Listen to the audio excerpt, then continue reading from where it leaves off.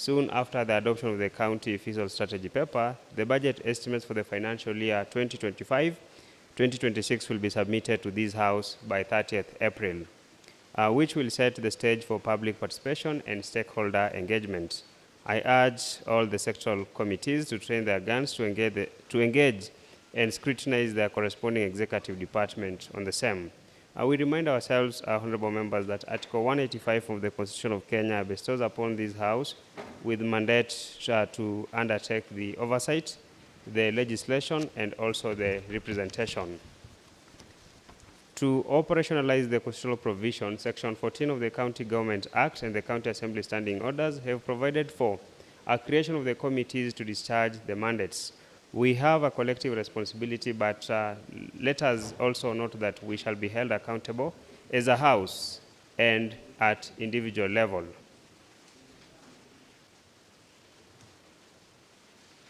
In exercise of our oversight mandate, we have individual and collective responsibility to ensure that all county government officers discharge their public service duties in accordance with the law and that the public resources are utilized in a prudent manner.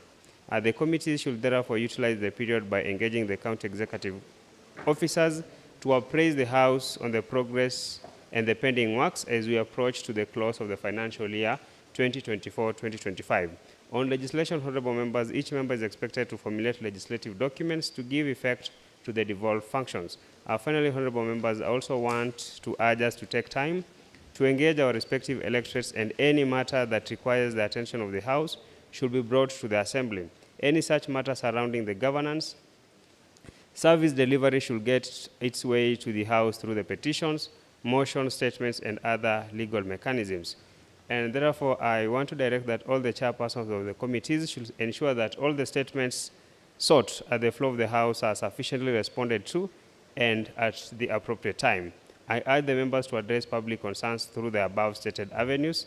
This House will not only be fulfilling its constitutional mandate, but also standing up to ensure service delivery is achieved.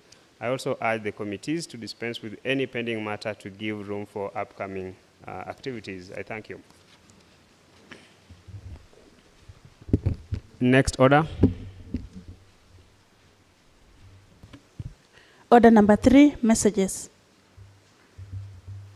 Next order. Order number 4, petitions. Next order. Order number 5, papers. Honorable member from Kapsimoto. Thank you, Honorable Speaker. Mr. Speaker, I wish to table the report of the County Budget and Appropriations Committee on the Nandi County Fiscal Strategy Paper for the financial year 2025-2026.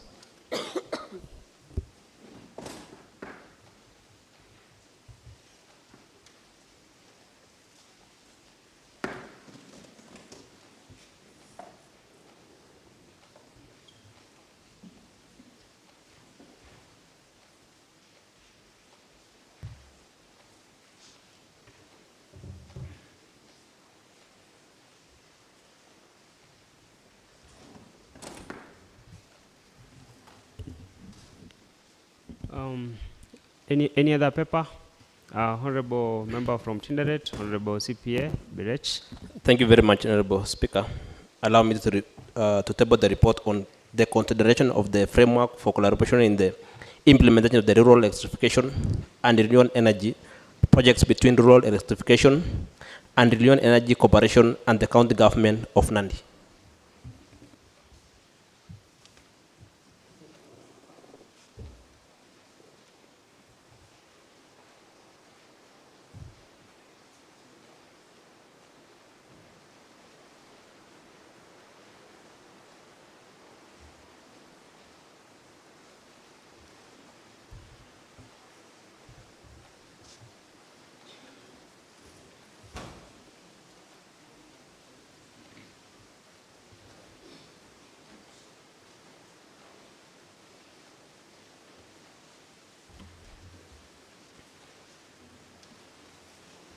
Next order.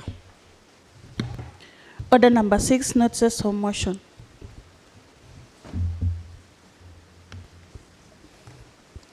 Thank you, Mr. Speaker. Mr. Speaker, I wish to give notice of motion on the report of the County Budget and Appropriations Committee on the Nandi County Fiscal Strategy Paper, financial year 2025-2026. Thank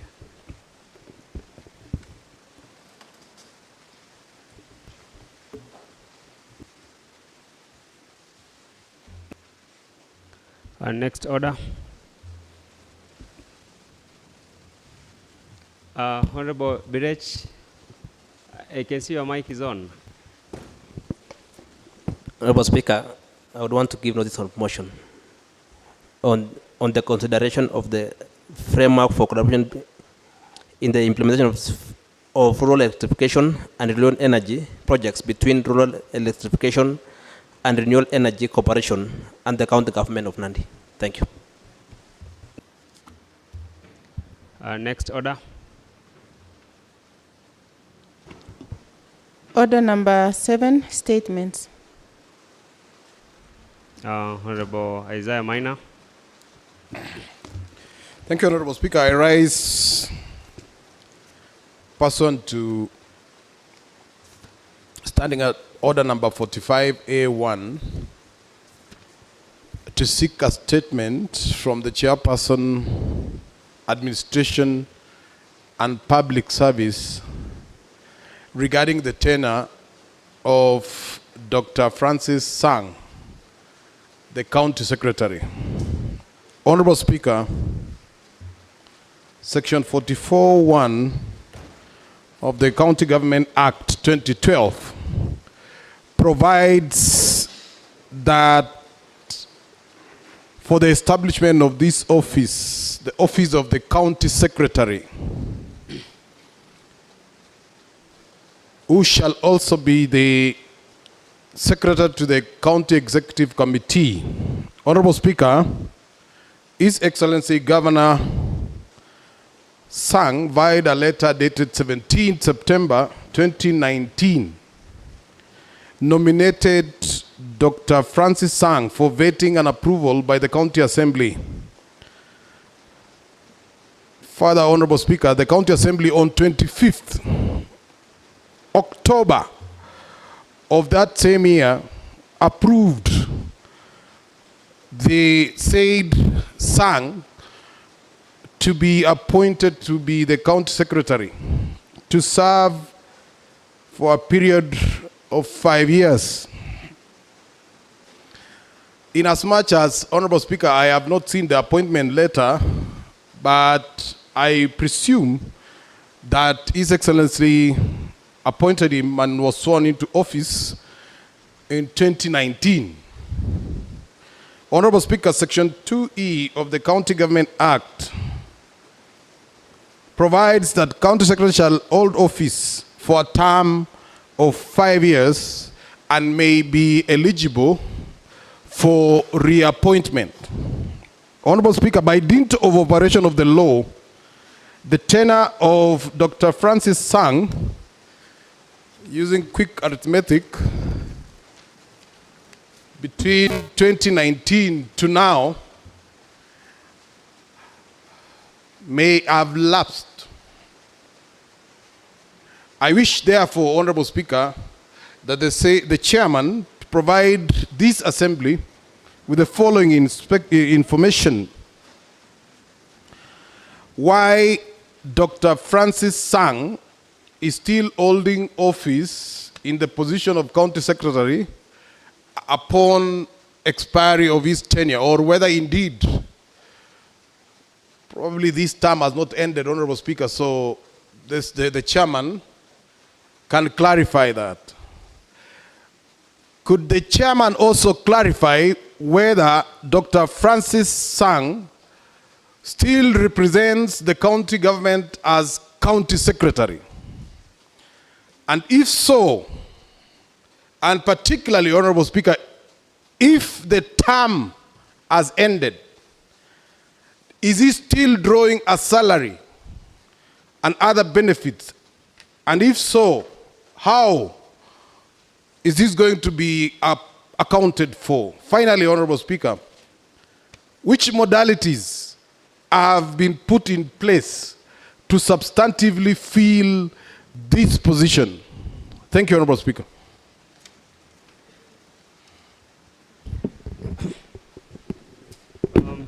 Chairperson, Administration.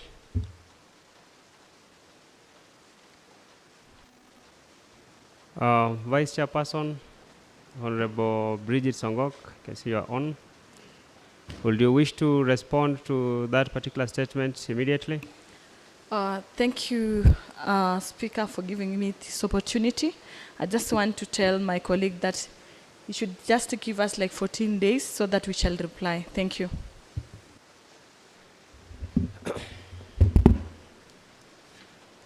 Honorable members, I'll draw your attention to the provisions of Standing Order 45. Sorry. 45 is rightly put by the Honorable Member from Lesos that a member may request for a statement from the committee chairperson relating to matters under the mandate of the committee. And the Speaker may either appoint a day for the statement or direct that the statement be issued on the same day. As responded by the Vice Chairperson to the committee, she sought 14 days and therefore directs the committee to respond to the statement as raised by the Honorable Member from Olesos within 14 days. Honorable Maina.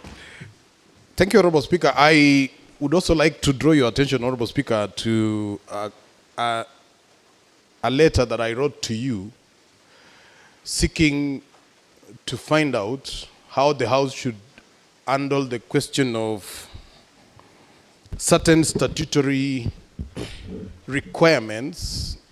Honorable Isaiah, I'm afraid that I've not received such a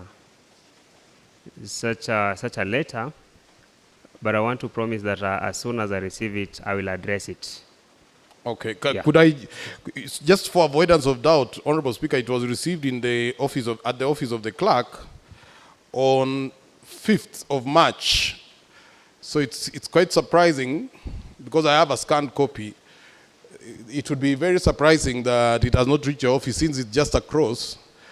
But I take it that since you've said you will endeavor to look for it, then I'm much obliged, Honorable Speaker. Well, as soon as I'm in receipt of that, I'll be able to address it. Honorable Speaker, I wish to make an inquiry from you, Honorable Speaker, because on the order paper, I'm seeing motion number 9 is a motion on adjournment, Honorable Speaker, and you've made a ruling that the response be given within 14 days.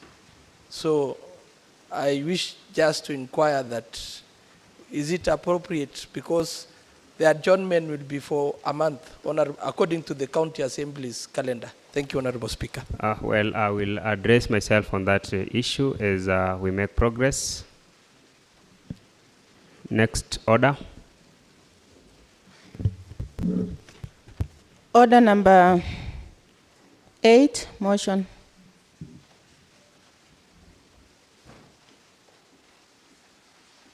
Honorable Korir.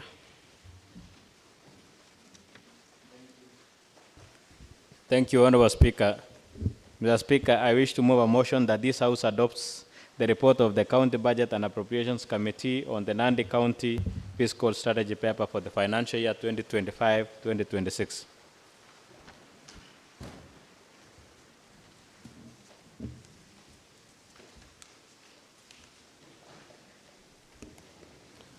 Honorable Speaker, on behalf of the Budget and Appropriations Committee and pursuant to Standing Order 189, it is my pleasant privilege and duty to present to this House the report for the committee's findings on the Nandi County Fiscal Strategy Paper, that is CFSP 2025.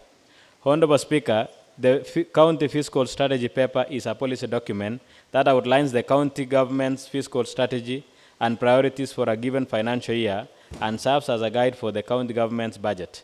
The Fiscal Strategy Paper is an important document, and it sets the overall policy framework for resource allocation and informs budgetary allocation.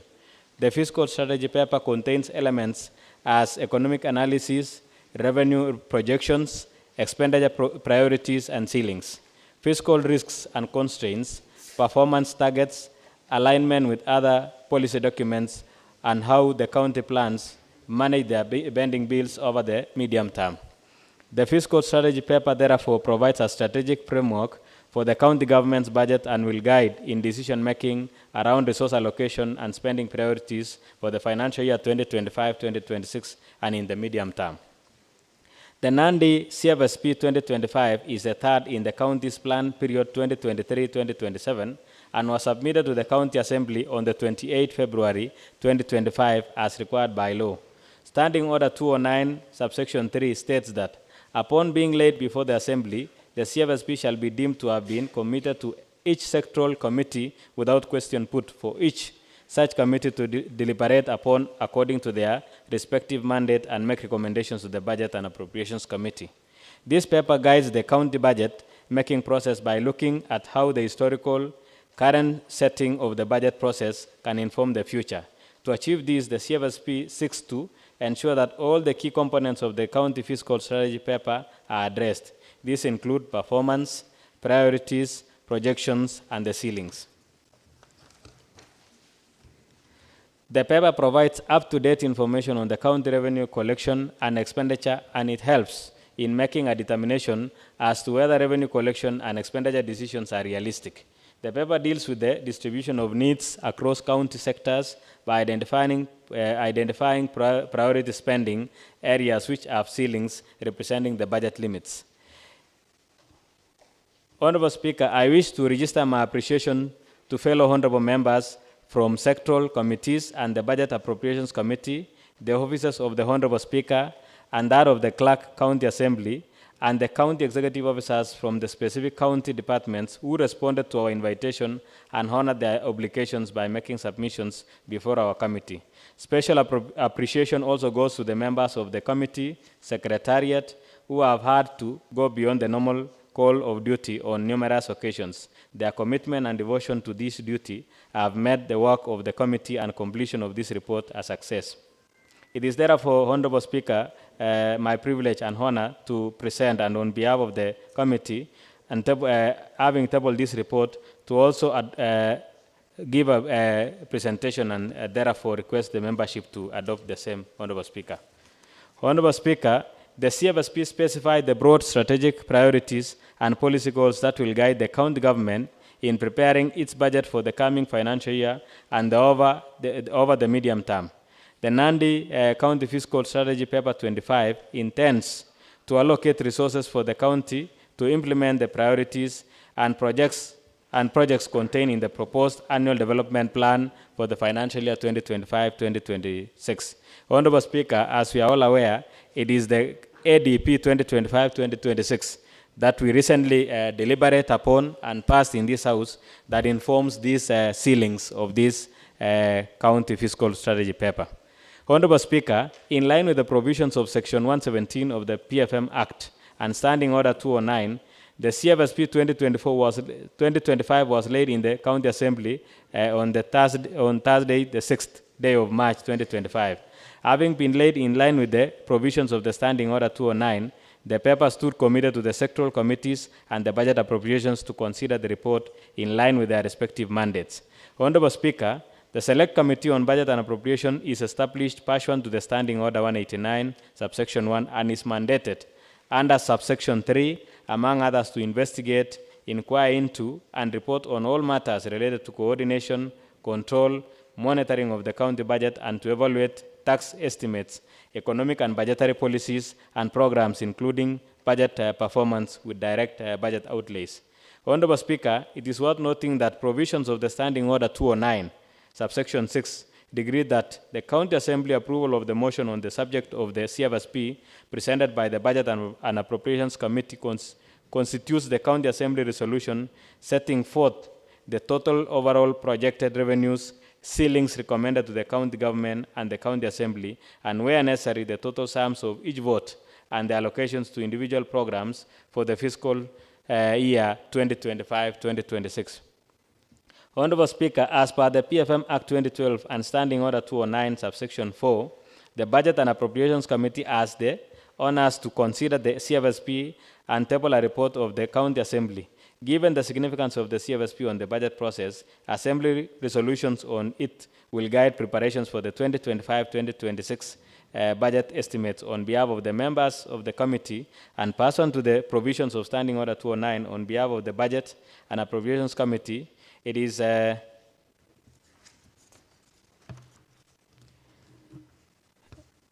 is therefore my pleasant duty to continue giving this presentation and request the membership to adopt. Committee's mandate. Honorable Speaker, the Select Committee on Budget and Appropriations Committee is one of the committees of the Nandi County Assembly established under the Standing Orders 189, mandated among others to investigate, inquire, and report on all matters related to coordination, control, and monitoring of the budget, of the county budget. 2, discuss and review the county estimates and make recommendations to the House. Examine the county budget policy statement presented to the County Assembly. And 4, examine bills related to the county budget, including appropriations bills. And 5, evaluate tax estimates, economic and budgetary policies, and programs with direct budget outlays. Committee's membership. Honorable Speaker, Standing Order number 189, subsection 2 provides that the Select Committee on Budget and Appropriation shall comprise of the chairperson and not more than 6 other members. The committee is comprised of the following 7 members of the County Assembly. 1, Honorable Edwin Kipchumba Korir, chairperson. Honorable John Kiprotich Keter, vice chairperson. Honorable Walter Kiblagateno, member. Honorable Wilson Kipkirui Sang, member. Honorable Julius Kibruto Keter, member. Honorable Trufosa Chelagat Kuto, member. And Honorable Lucy Chepkemei, member.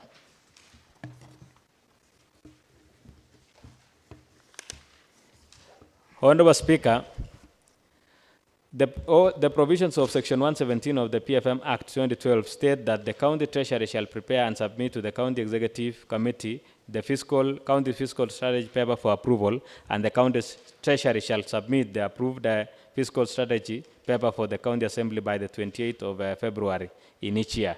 In preparation of the CFSP, the County Treasury shall align its County Fiscal Strategy paper with the national objectives in the budget policy statement. In preparing the County Fiscal Strategy paper, the Treasury shall specify the broad strategic priorities and policy goals that will guide the county government in preparing its budget for the coming financial year and over the medium term. Honorable Speaker, on the 28th February 2025, the CFSP was submitted to this Assembly as required by Section 117 of the PFM Act 2012 and Standing Order of 209, subsection 1. The document was then tabled in the Assembly on the 6th of March 2025 and committed for consideration by all the sectoral committees. The sector committees were required to consider the document and report back to the Budget and Appropriations Committee, which then will compile and report to the Assembly for tabling. Honorable Speaker, the Treasury shall include in its CFSP the fiscal outlook with respect to county government's revenues, expenditures, and borrowing for the coming financial year and over the medium term. In preparing the CFSP, the County Treasury shall seek and take into account the views of the 1, Commission on Revenue Allocation, 2, the public, 3, any interested persons or groups, and 4, any other forum that is established by legislation. Honorable Speaker, it goes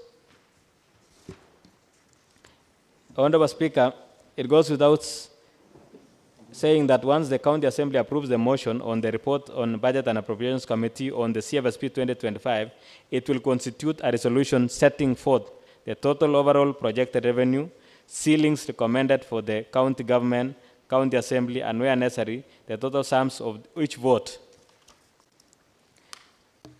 of allocations to individual programs for the fiscal year in question, that is 2025-2026, in accordance with the Standing Order 209, subsection 6.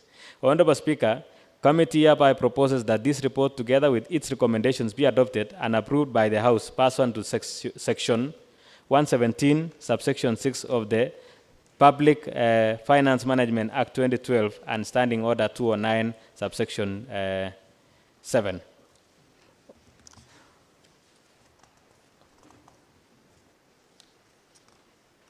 Honorable Speaker, touching on the responsibility principles of the public finance management law, Honorable Speaker, it's stated very well in the PFM Act 107(2) of PFM Act, which indicates this one now ensures that over the medium term, a minimum 30% of the county budget shall be allocated to expenditure development.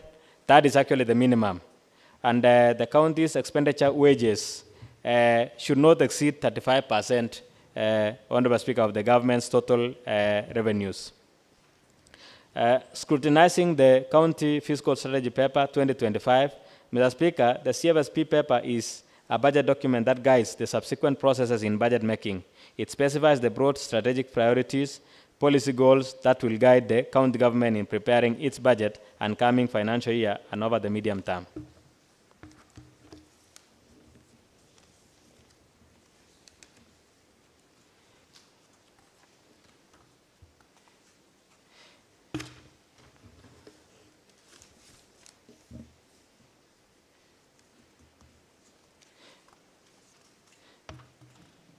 Mr. Speaker,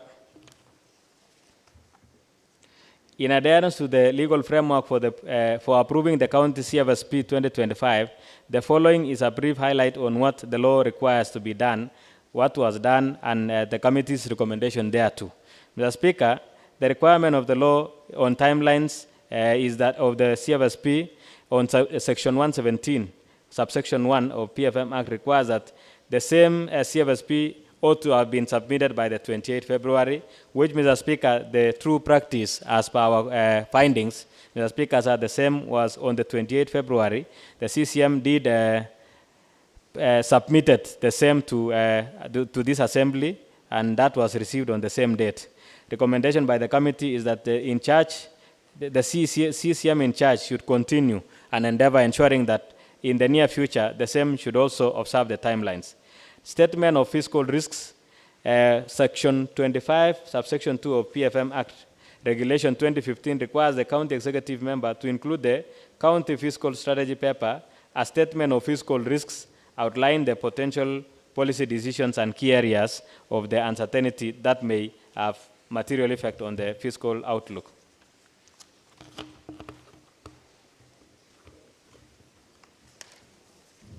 Mr. Speaker, in the financial year 2023-2024, the county government had a total budget of 9.8 billion shillings, out of which 7.3 was equitable share and 558 million was on-source revenue. 947 million were other conditional grants and 491 million was transfers from other government agencies and 548 was CRF balances brought forward.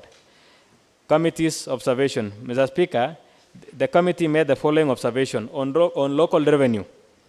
In the financial year 24-25, the total on-source revenue collected amounted to 621 million shillings, 666,879, against a target of 558,329,869 Kenya shillings, resulting to a surplus of 63 million shillings, 337,010 shillings.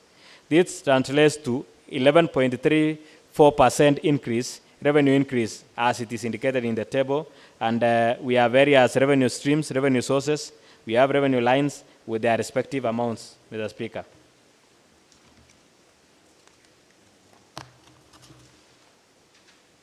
Mr. Speaker,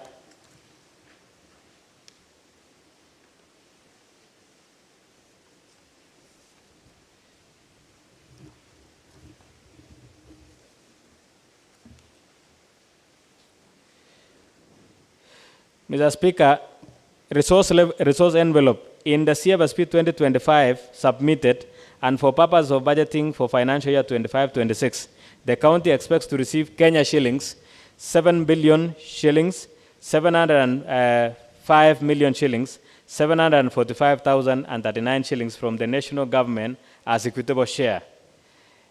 In addition, on-source revenue is projected to be Kenya shillings 857 million shillings, 26,019 shillings. Performance in on-source revenue will be supported by ongoing reforms in revenue administration measures through automation of revenue sources, enforcing in non-performing sources, and updating evaluation roles for land rating.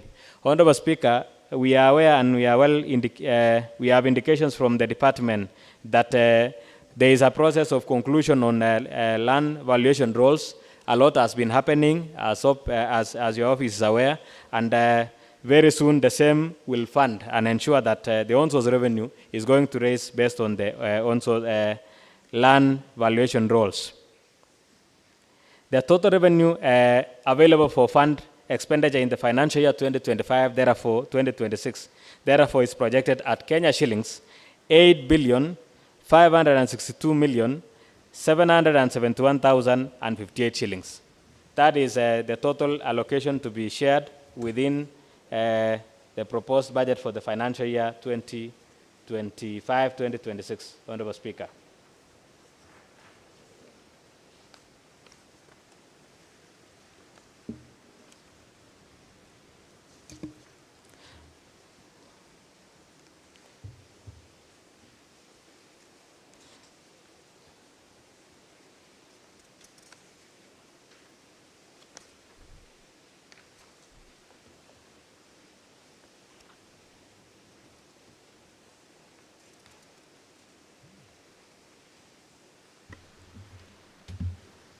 Mr. Speaker, the revenue for the national government consists of equitable share, which has actually indicated unconditional grants. And in the financial year 23-24, the county government of Nandi received 7.3 billion shillings, and as equitable share, 621 million shillings as total conditional grants.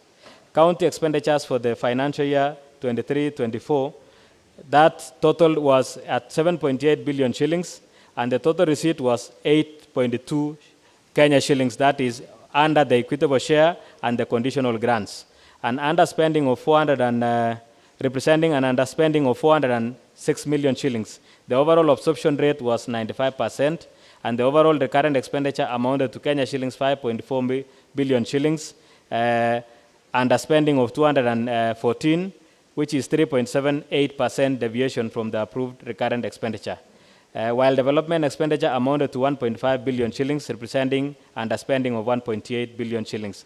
That is 54% deviation from the approved development expenditure of 3.3.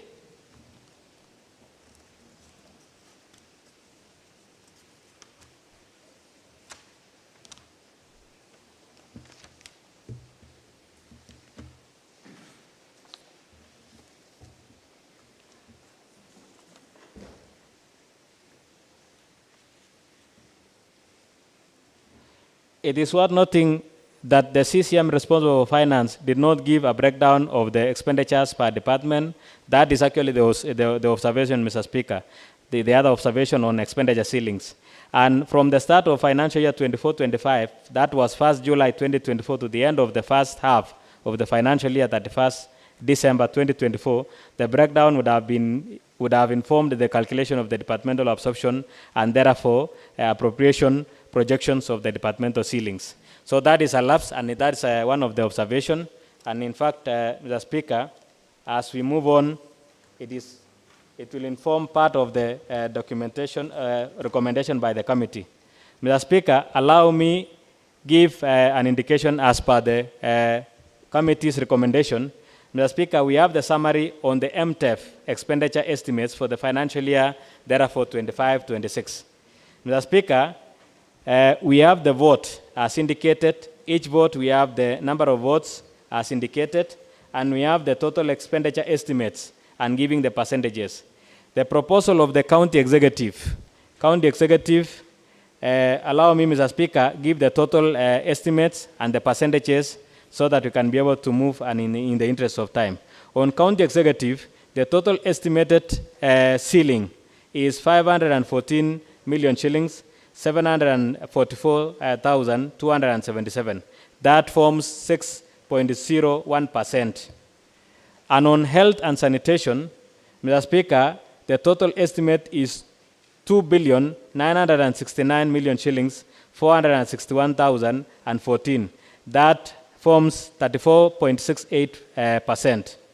Mr. Speaker, on public service and labor, that is 52 million shillings, 800,087, which is 0.62%. County Assembly, is 817 million shillings, 658,319. That forms 9.55%. Kapsabet municipality, 126 million shillings, 64,399, which is 1.47%. Office of the county attorney is 94 million shillings, 695,643. That is 1.1%. And finance and economic planning, 563 million shillings, 729, 6.5%.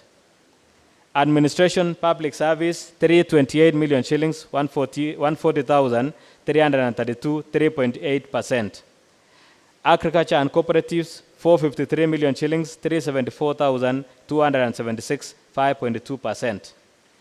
Sports, youth affairs, 157 million shillings, 561, 136, that is 1.8%. Education and vocational training, 762, 964, 091, which is 8.9%. Lands, environment, and natural resources, 483 million shillings, 293,790, 5.6%.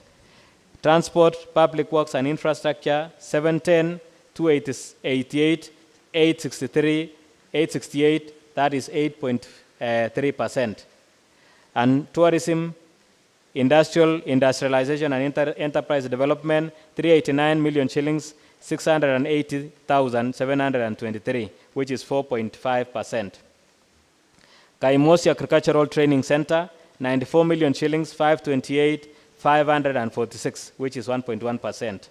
And lastly, culture, gender, and social welfare, 43 million shillings, 778, 828, which is 0.5%. That will form 8 billion shillings, 562 million, 771,058 Kenya shillings. So, Mr. Speaker, that is as per the observation and as per the same forwarded CFSP. Allow me, lastly, Mr. Speaker, go to committee's recommendation. Mr. Speaker, the CFSP 2025 provides an all-inclusive state and county enabling budget and appropriations committee therefore to properly scrutinize and propose the ceilings and draw proper recommendations. The committees therefore urges this House to adopt this report with the following resolutions. Those are the committee's recommendations. 1, that the procurement processes under the development budget should be initiated in good time to facilitate timely completion and payment of the projects. This will also aid in addressing the issue of pending bills, as projects will be executed and paid for the financial year in question, which they initially budgeted for.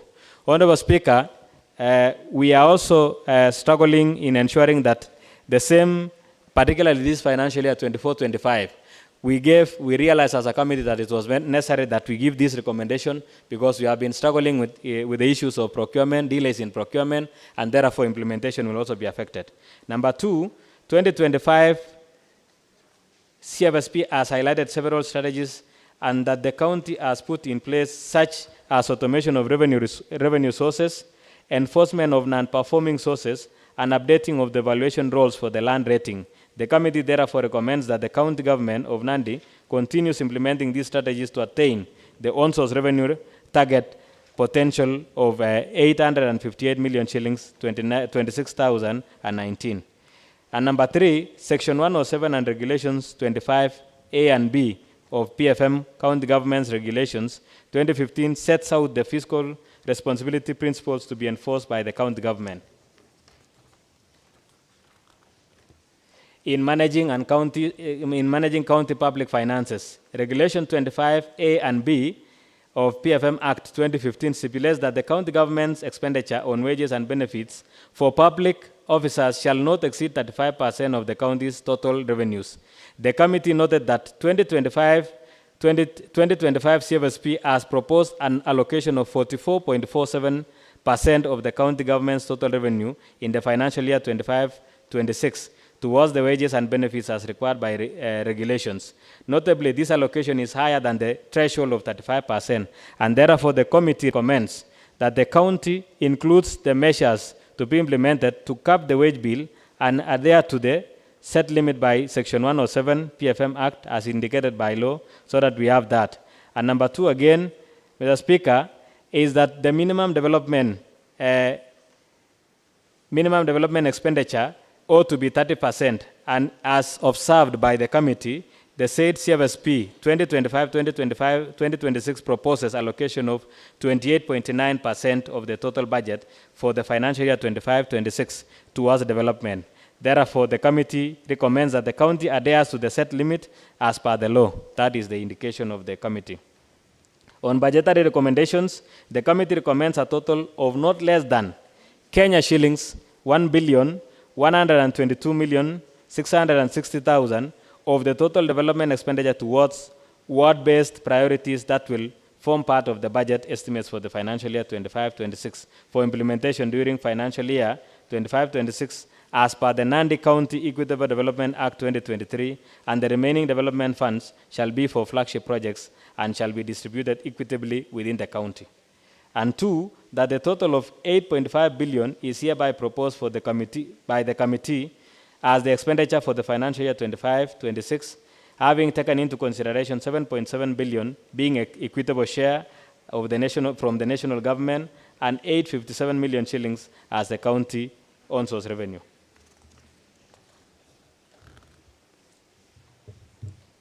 That the following recurrent reallocations be adhered to by the CCM in charge of finance and economic planning.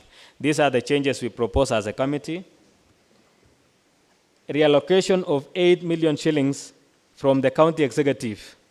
That is the total of reducing total expenditure, recurrent expenditure under executive by 8 million shillings to 320 million. Reducing the total recurrent expenditure under health and sanitation by 19 million shillings, 482,060 shillings.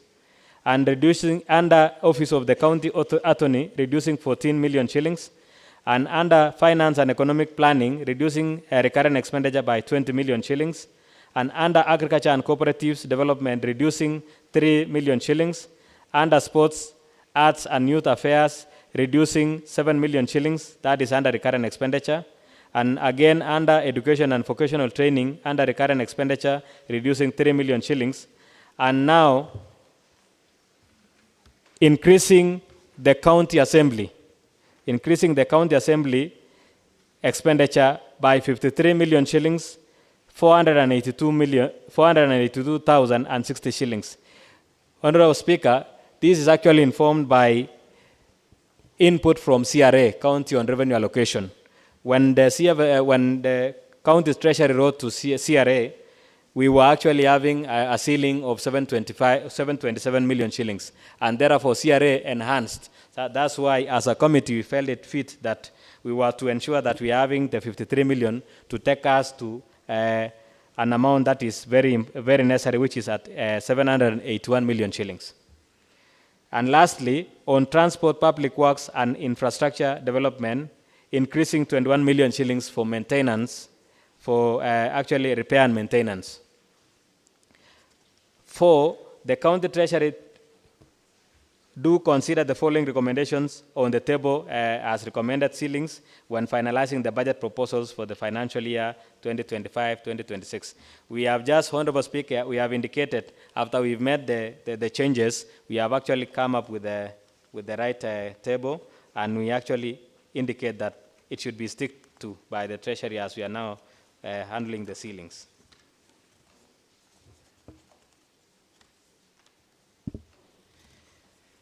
Therefore, Honorable Speaker, I wish to urge the members, and the same was actually approved. We have the members sign the approval. We have the minutes attached into the same document, Honorable Speaker.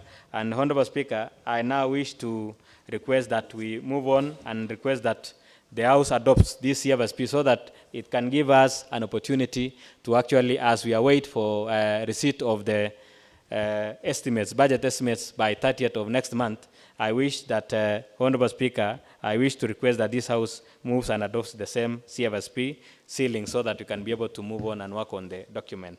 I therefore wish to request the Honorable Lucy Tololei to second, Mr. Speaker.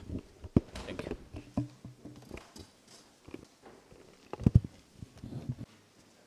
Lucy, you know, If you are not to speak any word, why was your mic on? Nonetheless, I proceed to propose that this House adopts the report of the County Budget and Appropriations Committee on the Nandi County Fiscal Strategy Paper for financial year 2025-2026. The debate is now on, honorable members.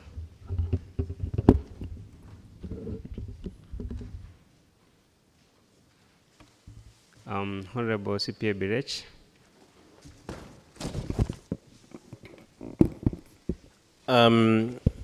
Thank you very much, Honorable Speaker. Honorable Speaker, I rise to support this report, Honorable Speaker, because basically CFSP is part of the budget circle and public finance. And I believe what we are getting from this report is actually we are setting ceilings for each and every department, either recurrent or development, Honorable Speaker. And the reason as to why actually we come up each and every, why we should be having CFSP is to encourage or to enhance financial discipline within the county governments. Honorable Speaker,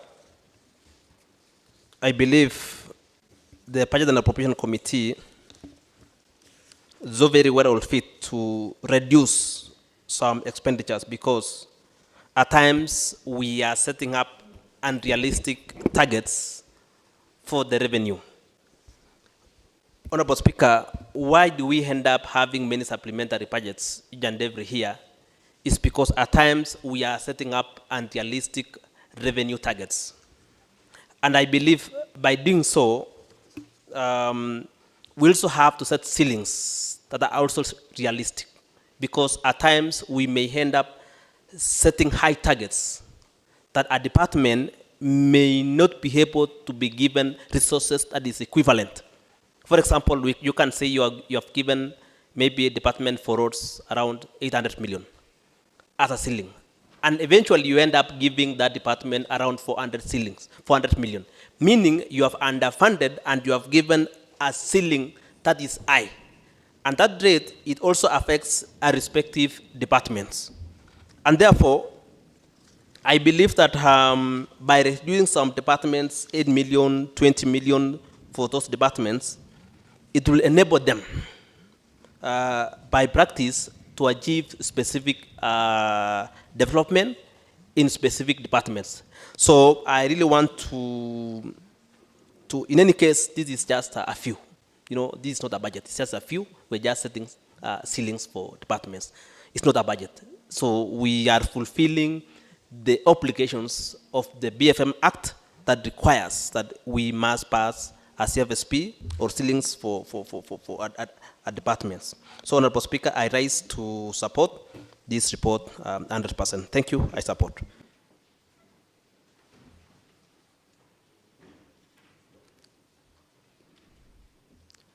I don't know what silence means, sir. Honorable Isaiah Minor, thereafter Honorable Isaac Mosbey. Thank you, Honorable Speaker. I do not know whether this House has got the latitude to blatantly break the law, considering that the chairman, Honorable Speaker, indicates to us here that the proposed level of development expenditure is 28%. Whereas the law says it should be not less than 30. So normally it gives me a lot of challenge because I do not know how we are supposed to proceed. I know we swore by the Constitution. We said we are going to uphold the Constitution and the law. So I see here that the chairman and the committee, which inadvertently, Honorable Speaker, is made up of the leadership of the House, has just opted that it doesn't matter. He is inviting us to approve it the way it is. So I have a problem with that, Honorable Speaker. I also have a problem with when the chairman says that there was a lapse. Somehow, there is something that wasn't brought. But they didn't, Honorable Speaker, bother to, I don't know what stopped them from inquiring. And I'm very happy that the chairman read the mandate of the committee. They are supposed to inquire into these things. Now the CFSP was tabled in this house in good time. They had all the time to invite the CC and request for any information that was missing. So for our people to hear that us being fully, we are on full-term basis, Honorable Speaker, and we are adequately compensated, that they would not find out what was the ceilings for each and every department, because if I had him right. So I have a problem with that as well. There is another area I have seen that as of half the mid of this financial year, the one that we are just about to end, the collections were a paltry 129 million. And if you look at it, FRF, which I think is being called here health fees, if I'm not wrong, I don't know whether that means the same thing. Because I see health fees. I hope it means FRF. It is the one that contributes the bulk. I thought I even saw in the control of budget report that it was 77 million. I'm yet to check, Honorable Speaker, because it looks like there is a variance. I see 45 here, but I don't know whether they confirm that. So I do not know whether in the half that is remaining, that they are now going to hit the target. And then be able to say, Honorable Speaker, to this House, that we are expected to collect 800 million or more in this proposal. And then use that 800 to calculate the 28. You see, somehow, Honorable Speaker, we lie to our people. So we will use the proposed income of 800 million, add it together, and then work out something that comes to 28. If, say, we were working on 400 million, this 28 in terms of development would go down to probably 20%. I do not know whether this committee also cared, Honorable Speaker, to find out how much in real expenditure, development, there was the proposal that it was probably 20-something%, but what was the actual expenditure in development? Because I heard the other day, Honorable Speaker, and I think the controller of budget was speaking to honorable members, and I'm happy that the chairman was there. And she spoke about that it should not be an allocation. Development should be on in expenditure, actual. So Honorable Speaker, I have some very serious challenge there. The other serious challenge I have, Honorable Speaker, the final one, is when you look at a table on page 22, it becomes very interesting, Honorable Speaker, to find that PE for the county executive is 145 million.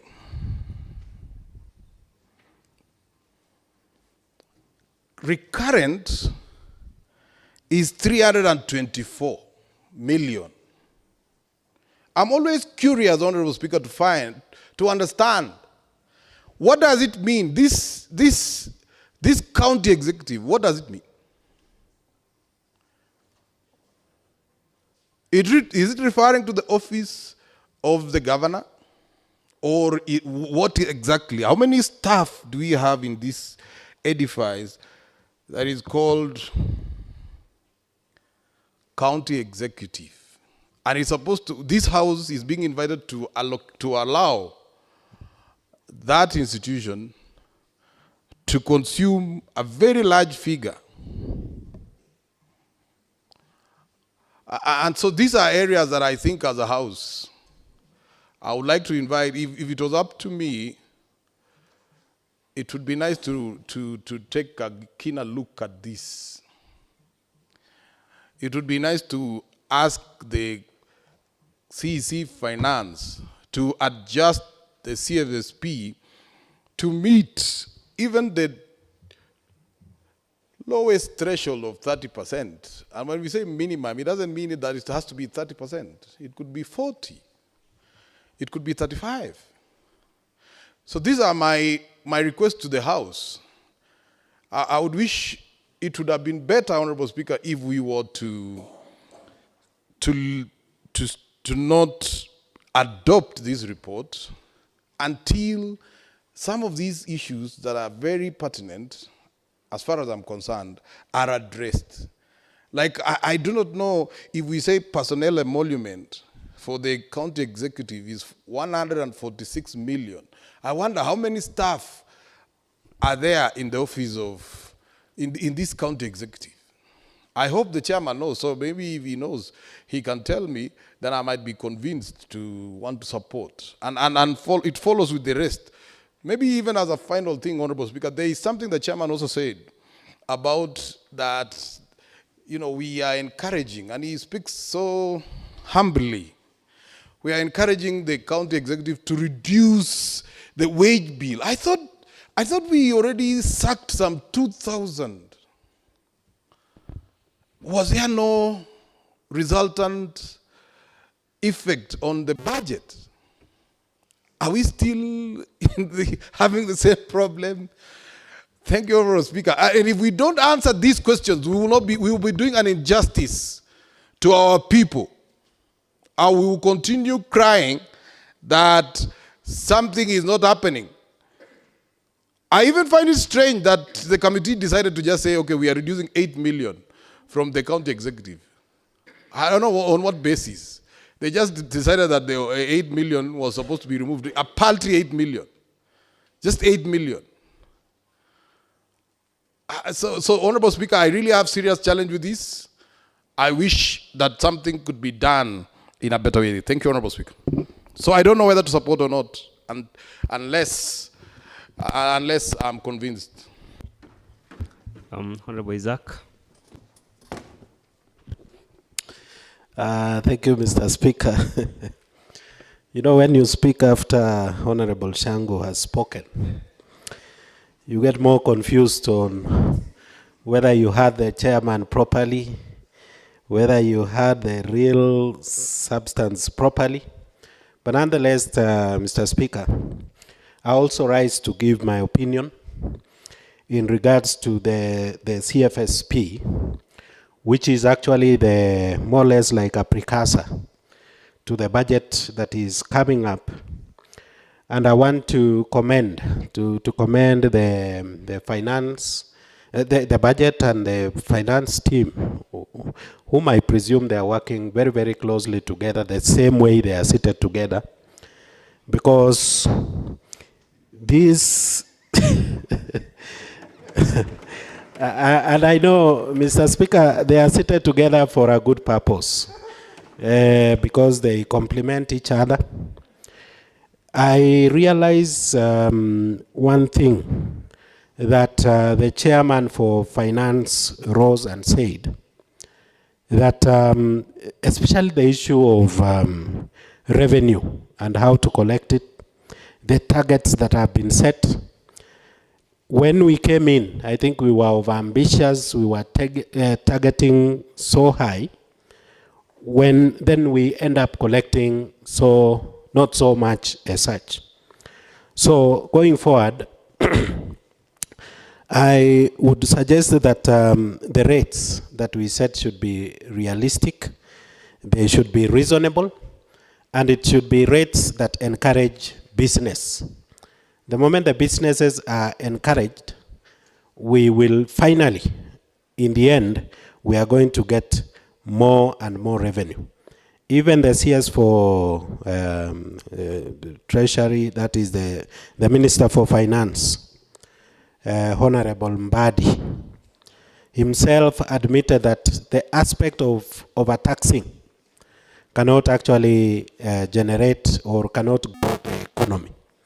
And I think we are more or less borrowing the same leaf, that we lower some of the rates, some of the taxes, to encourage more business and to encourage people or business people not to go in hiding. They comply, and when they comply, the collections will almost be 100% and we will get more. Otherwise, my happiness is that when this paper, or rather this was being tabled, the chairman clearly stipulated the parameters that this paper should meet.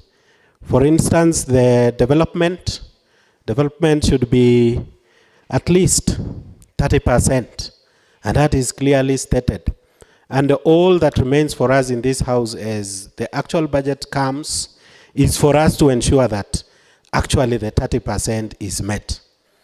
And I'm happy, Mr. Speaker, when you gave us time, I was seated with the chairman for budget and even the chairman for finance while in the legislative summit.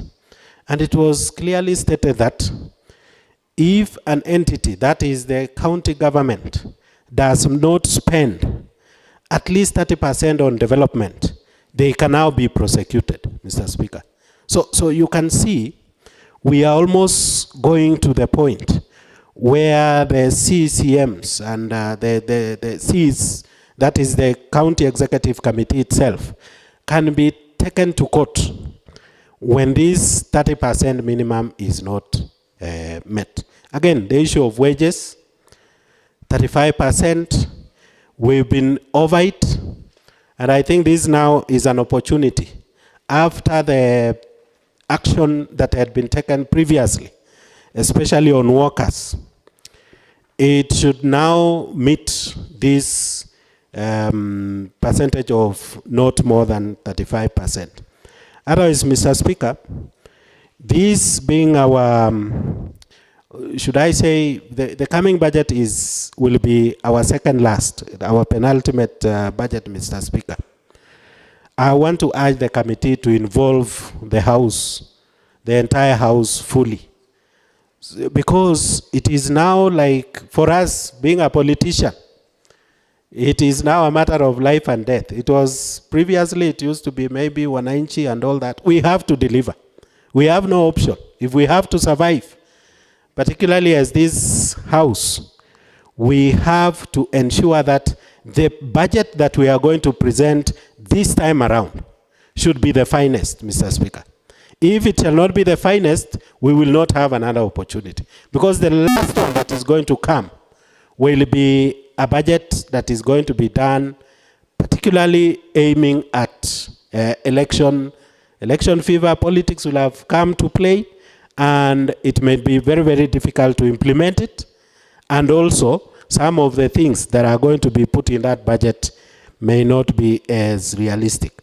Otherwise, Mr. Speaker, I just want to share with Honorable Shangu the concerns where we are putting a lot of monies. And let's look at the value in where we put those monies. If those monies are not going to change the lives of the people of Nandi, it is better we would rather cut them. This assembly, Mr. Speaker, as an example, this year has been a very, very difficult one for us, this financial year.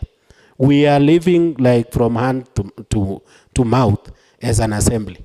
You look at the assembly itself, some aspects we've had to cut, especially on luxuries, just so that the ceilings that we were given to us, now we have to live with it. The other day, the court ruled against us that we cannot get the ceilings that we wanted. But somehow life is going on. Why can't this also happen to the executive? They should also take the cut. Honorable Isaka, just as a concern, Yes, you indicated that the court ruled that the county assemblies cannot get what is theirs. Is that factual? Oh, Mr. Speaker, it was a ruling that was... That is in the interim, huh? All right, Those yeah. are not the final orders. I stand guided, Mr. Speaker. We've taken judicial notice of that. I stand guided, Mr. Speaker.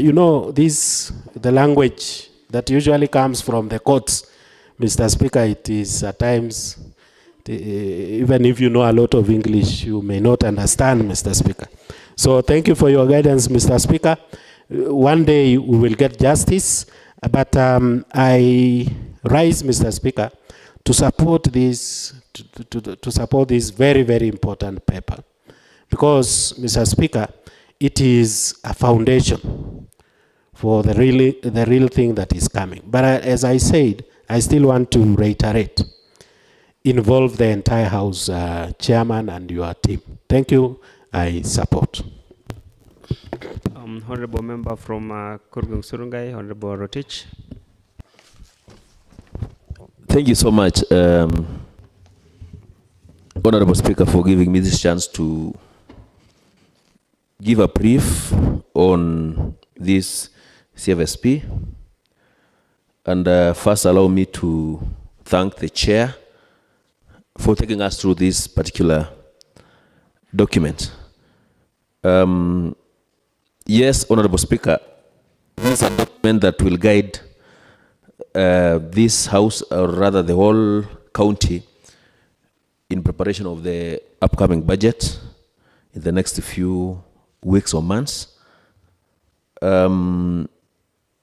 Just as a follow-up, as said by other members, Honorable Speaker, it's evident enough that we are having some lapses on some of the targets that we are setting, starting from the own source revenue and other issues, Honorable Speaker. As we are going to have an in-depth discussion, or rather passing this CFSP, we need to challenge those who are in position of various departments, more so the Department of Finance, to put more effort, because already we are on the medium term. Clearly, it's evident, if you see the part of own source revenue, unless it's clearly explained on how we are going to hit those targets, it's evident enough that we are going to have effects on other fourth aids, more so the development. Because, when the year is lapsing, definitely one of the key fourth aids that will be affected will be the development. Obvious, the other ones, the recurrent and water fuel, will already be exhausted at that particular time, which means we'll be creating bending bills moving into the future, which at the end of it, as said by Honorable Mosbey, we are moving into a year of politicking towards 27 and what have you, which means, we'll be having quite a number of projects which are complete, but the contractors and those people who have done the job will be in debt with this particular county. So, Honorable Speaker, yes, this particular document is going to guide the budget-making process. But we need to be as factual as possible. We need to be as accurate as possible going forward. And this is something that we have always been urging the chairperson of Budget and Appropriation and the committee to ensure that every department, or rather every departmental committees, are well conversant with what is happening. We have seen in the last few weeks or months, we have seen all committees at the National Assembly having discussions with their CEC and with the what do we call the CS and the PS. But here, we cannot allow going forward bypassing.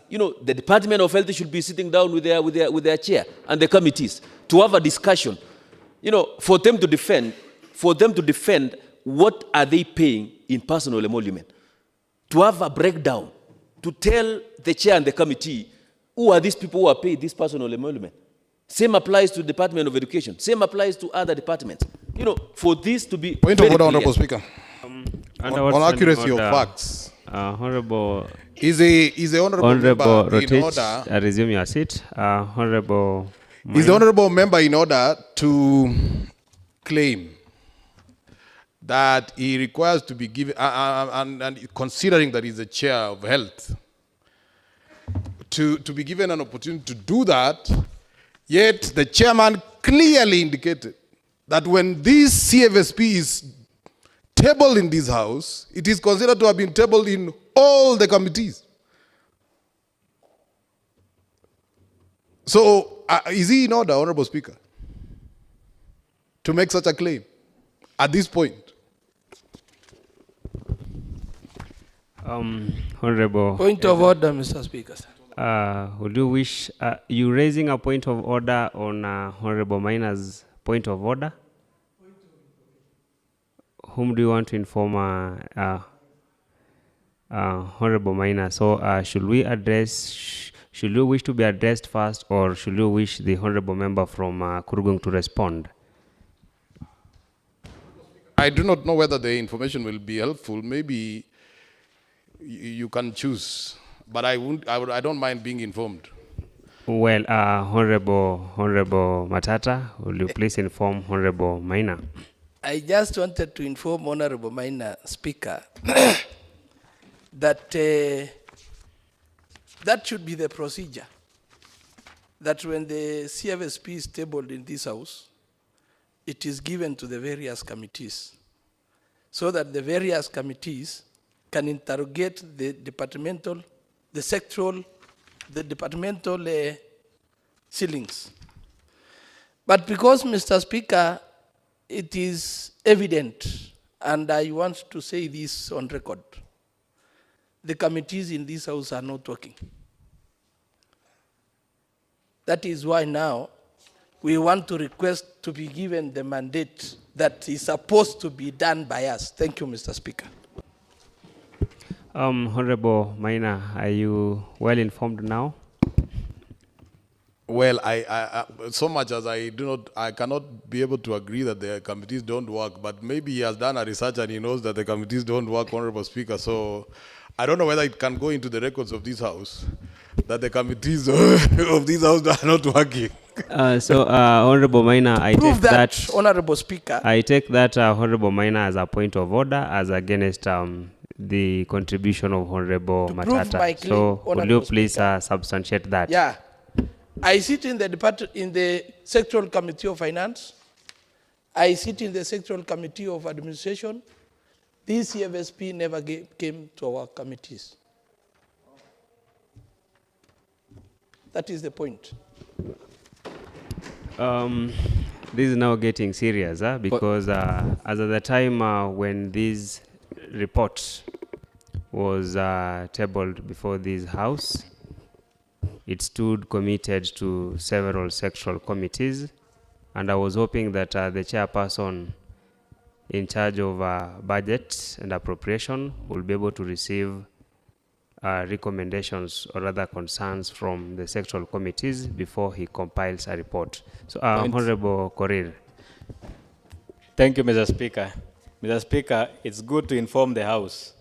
Mr. Speaker, once any budgetary paper has been tabled, is deemed to have been committed to various sectoral committees, Mr. Speaker, and I think I did indicate it in my report, and it is very clear. Then what will follow is that once the various sectoral committees have dealt with their departments, is then that they are supposed to file their findings with the Budget and Appropriations Committee. Mr. Speaker, in some departments we've been getting some concerns, and that has always been noted. Mr. Speaker, I think it's high time that the chairpersons for sectoral committees ensures that whenever any paper has been tabled, it's actually deemed to have been taken to their committees. They should now be able to deal with their departments and should be able to file their findings with the Budget and Appropriations Committee. As of what we have been doing, we have been receiving concerns from various departments, but some few individual departments. That is what we consider. So I think it is very clear, once it has been tabled, every other committee, sectoral chair should be able to deal with it. Thank you. Just before that, honorable members, I'll wish to draw your attention to the provisions of Standing Order 209, that is on the presentation of the county fiscal strategy paper. It provides that the county treasury shall submit the county fiscal strategy paper approved by the county executive committee in accordance with section 117 of the Public Finance Management Act 2012 to the county assembly by 28th February of each year. 2, the county fiscal strategy paper submitted under paragraph 1 shall A, have been aligned in the county and national objectives in the budget policy statement. B, specify the broad strategic priorities and policy goals that will guide the county government in preparing its budget for the coming financial year and over the medium term. C, include the financial outlook with respect to the county government revenues, expenditures, and borrowing for the coming financial year and over the medium term. D, have taken into account the views of the Commission on Revenue Allocation, the public, any interested persons or groups, and any other forum that is established by legislation. 3, upon being laid before the county assembly, the county fiscal strategy paper shall be deemed to have been committed to each sectoral committee without question put, for each committee to deliberate upon according to their respective mandates and make recommendations to the Budget and Appropriations Committee. 4, in considering the county fiscal strategy paper, the Budget and Appropriations Committee shall consult each sectoral committee and table a report containing its recommendation on the statement to the County Assembly for consideration. And 5, the report prepared by the Budget and Appropriations Committee pursuant to paragraph 4 shall include a schedule of ceiling of resources recommended for the county government and the County Assembly. Let me proceed to 6. The approval by the County Assembly of the motion on the report of the Budget and Appropriations Committee on the County Fiscal Strategy paper shall constitute the County Assembly resolution setting forth the total overall projected revenue, the ceilings recommended for the county government and the County Assembly, and where necessary, the total sums for each vote and the allocations to individual programs for fiscal year in question. And the County Assembly shall consider and may adopt the county fiscal strategy paper with or without recommendations not later than 14 days after its submission under paragraph 1. Honorable Chair, the budget, well, it is well documented in the report that upon the same being tabled to the County Assembly, it stood committed to the relevant sectoral committees, where the sectoral committees would be able to make recommendations to be considered by the Budget and Appropriations Committee. So I believe that is what Honorable Isaiah Maina was raising, whether you received recommendations. And if none, you can as well just inform the House that you received no recommendation, because by dint of tabling the report, it stood committed to the sectoral committees. Thank you, Honorable Speaker. We received recommendations from Department Committee on Education and from the recommendations from the Roads, Transport and Infrastructure. Those are the recommendations that we did receive.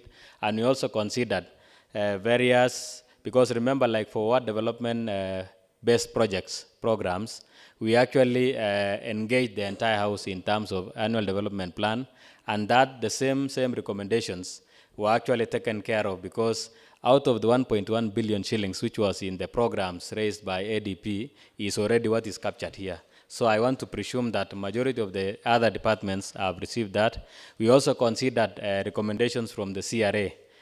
That is to do with other stakeholders. So those are the main sectoral committees that we did receive the recommendations. I thank you, Mr. Speaker. Honorable Maina.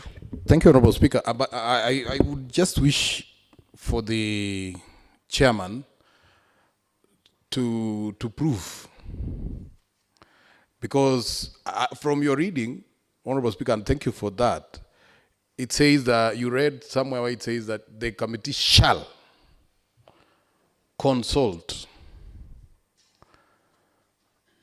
And it seems to me, Honorable Speaker, that it would be a grievous injustice for the Honorable Chairman, or indeed it could be a dereliction of duty, not to have consulted the rest of the committees, particularly even the Committee on Administration and Public Service, where I indicated, Honorable Speaker, that I have a lot of problems looking at a huge wage bill that is nearly 150 million, personnel emoluments in one single office, which I thought should have been clarified. It employs how many? So under those circumstances, Honorable Speaker, I want to invite you to rule whether indeed this CFSP, this report, is properly before the House.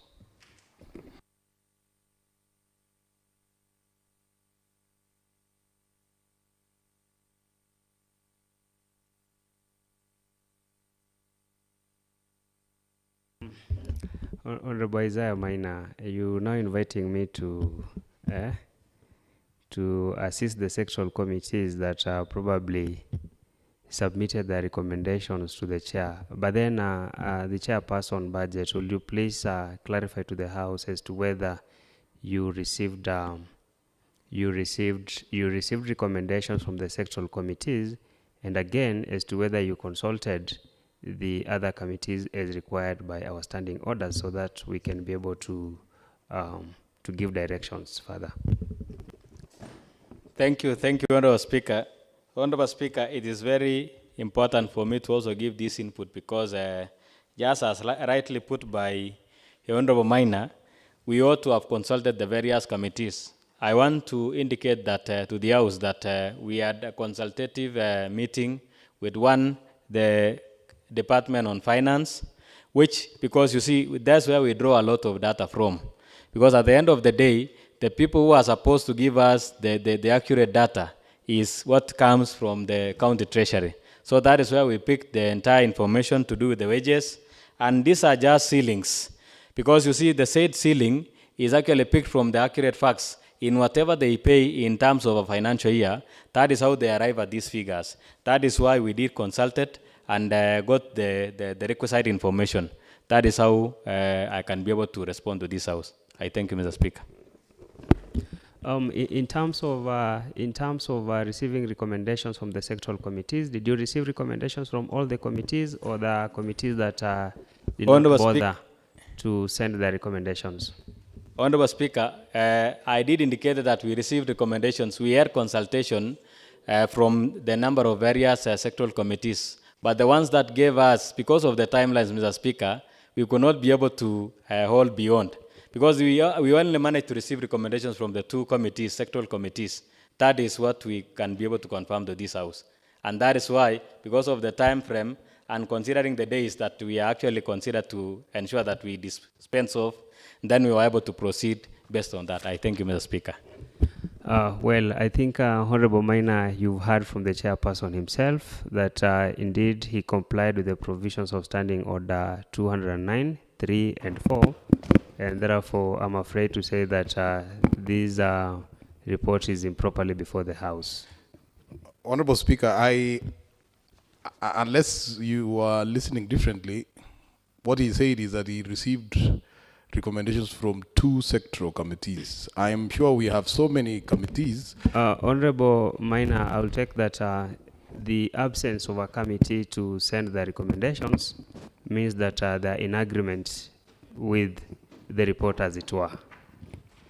So let's make progress, please. Honorable, proceed. You, Chair.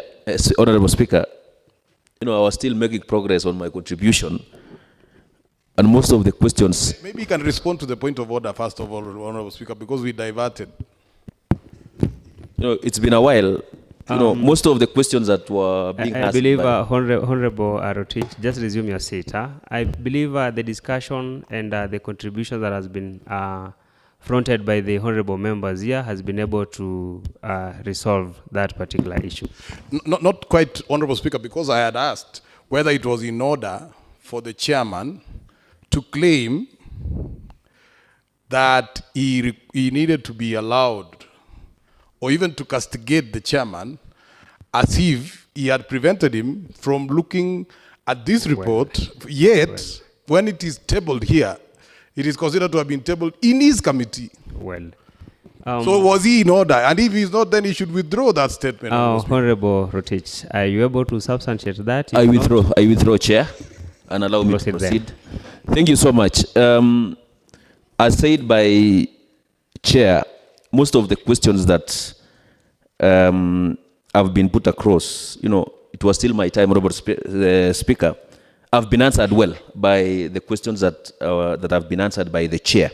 And I was proceeding there to ensure that going forward, because this is a budget, this is a policy that will guide the budget making process. And the reason as to why I was very categorical on most of these issues, Honorable Speaker, is, we want to allow this budget that we are going to make in the next few days to be as accurate as possible, to ensure that all these laws given by the PFM Act, that we are supposed to be at 30% of the budget. The development should be at 30%. So what I was saying, Honorable Speaker, is that to ensure that when we are moving into the budget cycle that is coming in the few days, we need to be as accurate as possible. We have to have a consultative meeting with various departments. If it means sitting down with the executive to ensure that each and every CC and CEO are projecting what they are doing at their department in terms of personal emoluments, in terms of recurrent, and each and every sector. That's what I was trying to challenge the Chair, but I had no issue on this particular CFSP. So going forward, I think the Chair is well guided, Honorable Speaker, and I support this particular CFSP. Thank you so much. Just for guidance of this House, honorable members, I'm not preempting the passage of this particular motion, but then again, looking keenly at the provisions of Standing Order 210, that is on the presentation of the budget estimates and committal to the committees, and I'll go directly to 210.3, that upon being laid before the County Assembly, estimates shall be deemed to have been committed to each sectoral committee without question put for each such committee to deliberate upon according to their respective mandates. And therefore, I expect in a month's time or so, such issues should not arise before this House again. Honorable Matata. Thank you, Honorable Speaker, for giving me this time to also put my input on the CFSP. First, Honorable Speaker, I want to thank the Honorable Chair and the committee, having worked and actually demonstrated that the CFSP itself was not meeting the minimum legal framework that is required. Honorable Speaker, what is very important is that now that this CFSP will give us to proceed to the actual budget estimates. It is my wish and that the chair budget, in consultation with all the various chairmen of the various sectoral committees, make sure that the bare minimum in terms of the legal requirements are met, Mr. Speaker, sir. Mr. Speaker, you find that in our financial year 23-24, we were told that we exceeded the on-source revenue. And I've heard the chairman saying we exceeded the on-source revenue by 63 million. Honorable Speaker, the question is, the same 63 million was not brought to this House for appropriation. So my question is, and I want to request the Honorable Chair budget, let us work on real figures. It is even better to say we are projecting on-source revenue at 200 million so that we don't budget for money that will not be available. Because, Honorable Chair, Honorable Speaker, in this financial year, we've projected on-source revenue at 800 million. And going by what we had is that we are not hitting even, up to date, we've not even met 200 million, Honorable Speaker. So you find, because we still have around 3 months to end the financial year, I don't know which kind of miracles will happen for us to hit the 800 million mark. So, Honorable Speaker, it is my request that let us work with real figures and ensure that we meet the mere minimum that the law requires. Any department that will not meet the mere minimum, the bare minimum by the law, we should come and amend in this house and make sure that we do the amendments as per the law. Because, Honorable Speaker, what necessitates pending bills is actually working with figures that are not there. Because if we are projecting 800 million and finally we are getting 200 or 300 million, where will the deficit? And already we've budgeted for the same amount. So, Honorable Speaker, it is my request that when the budget policy will come to this house, let us actually do some due diligence and make sure that we support each other. In fact, I want to concur with what Honorable Rotich said, that we should go somewhere, department by department, to explain to this Honorable House their budget in real figures, not projected figures. Because you find that most of the development projects, Mr. Speaker, are not being met because we are not working on real figures. So, Honorable Speaker, I want to go by the recommendation that has been made by the committee that the finance department, when they will be submitting their budget estimates in this house, they make sure that they have adhered to the legal requirements of the law. And, Honorable Speaker, I'm happy that now we have somebody who is by profession a CPA in that department. So we hope that things will be real now. Things will be real, going by what we are seeing in social media, if it is true that we now have a CEC who is a CPA by profession. The same CEC, we want to request that let him help this house and give us real figures so that when we will be passing our budget, we know that we are going to achieve what is actually possible. Thank you, Honorable Speaker. Honorable Majority Leader, and thereafter we can have Honorable Korir to make a right of reply. Thank you, Mr. Speaker. Mr. Speaker, I only rise to maybe support what you read on the standing order, Honorable Speaker, that you know the work of the committee, Honorable Speaker, being one of the members, Honorable Speaker, is when you look at the mandate of the committee on budget, Honorable Speaker, is one of the mandate is to give advice on what is in the report, Honorable Speaker. And when you check the report, which has been read by the chairman, Honorable Speaker, concerning this fiscal strategy paper, Honorable Speaker, you can check that when you see understanding of the number,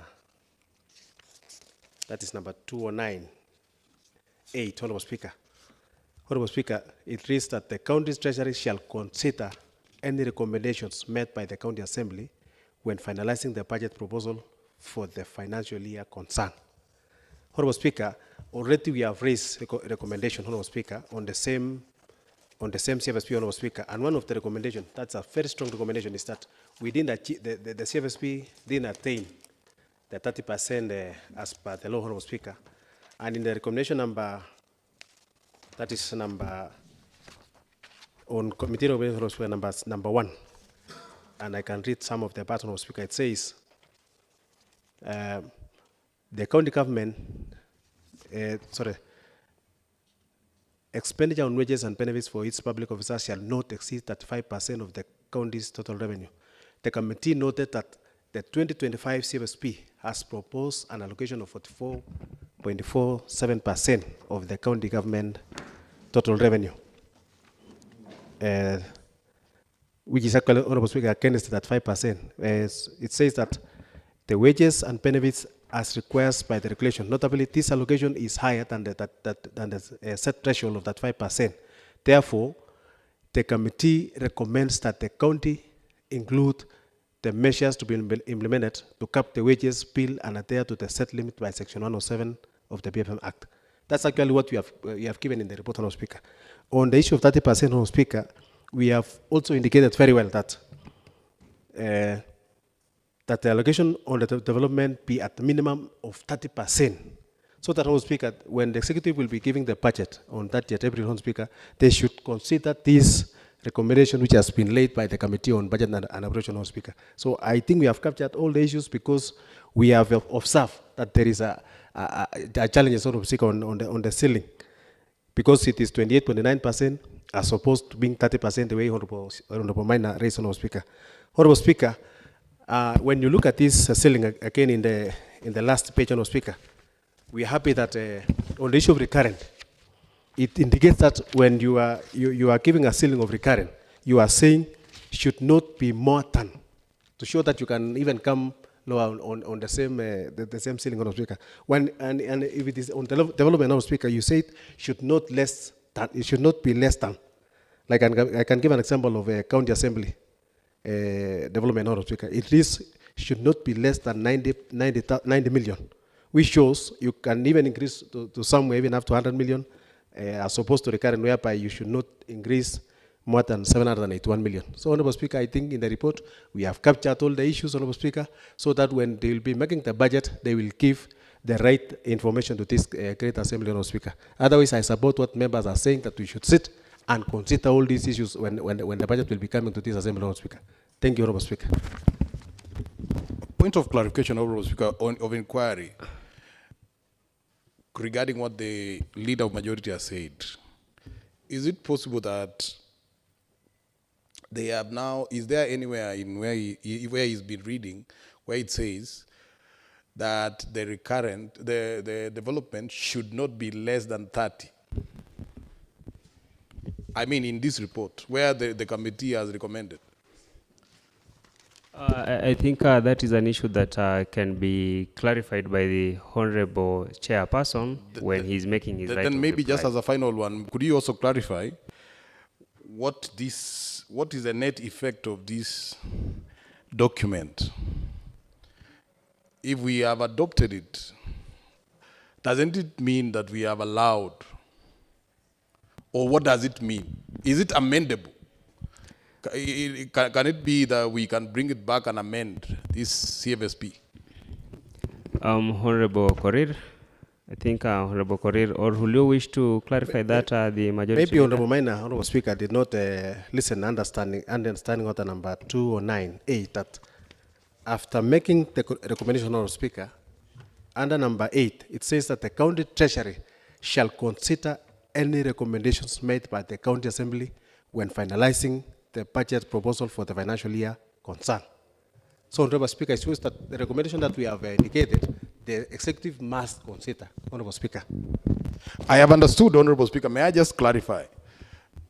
Is the leader of majority then saying we allow for it to be less than 30, but recommend that they should try?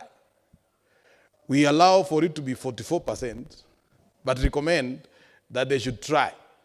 Is that what we are saying? Doesn't it defeat the purpose?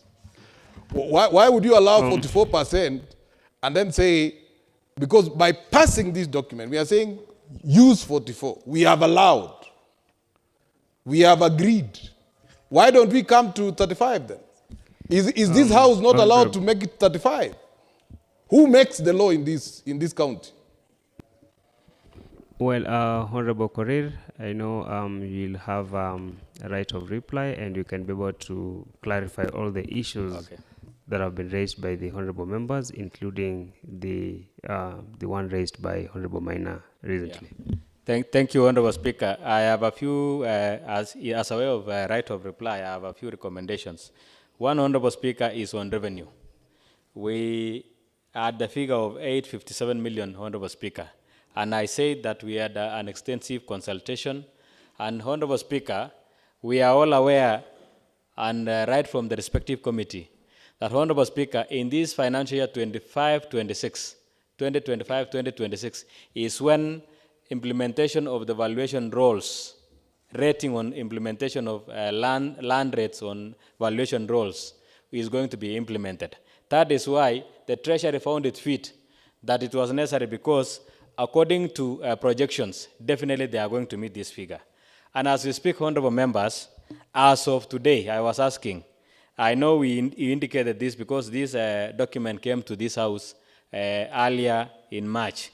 But honorable members, as of today, our revenue is already hitting 400 million as of today, as we speak. So it means definitely they are going to meet over 85 or 80% come the end of the financial year. So I want to indicate that as we are headed to budgeting or estimates, this figure is actually achievable. And after all, honorable members, the potentiality of this county as per Controller of Budgets reports is actually 1.4 billion shillings. So we're still way below. So that one, I think by the time we'll be budgeting, we have that highlight from the Treasury, and I know if they are serious enough in collecting the land valuation role, then definitely they are going to achieve that. Number two is on the issue of what Honorable Maina has raised. Honorable Speaker, our main role here, as we are taking through the report as a committee, one is to make observations. And indeed, we've made the observations as per the CFSP 2025-2026 submitted by the Treasury. And making those observations, we are supposed to have brought it there. That's why it is in there. We've made our observations. Therefore, having made the observations, the next thing is to give recommendations. And in fact, the committee, one of the main role of the committee is to advise the Treasury. And that's why we are advising that strongly on recommendations. And I know we have the estimates. Honorable Speaker, when the estimates will finally come to this House, we are thrilled to come to ensure that we are giving this... Point of order, Honorable Speaker. Could the chairman... Under what standing order, Honorable Maina? On accuracy of facts, Honorable Speaker, could he clarify, because I have looked at the mandate of the committee under 189. Could he clarify whether indeed there is any place where he's supposed to, the committee is supposed to advise the Treasury? Honorable Korir.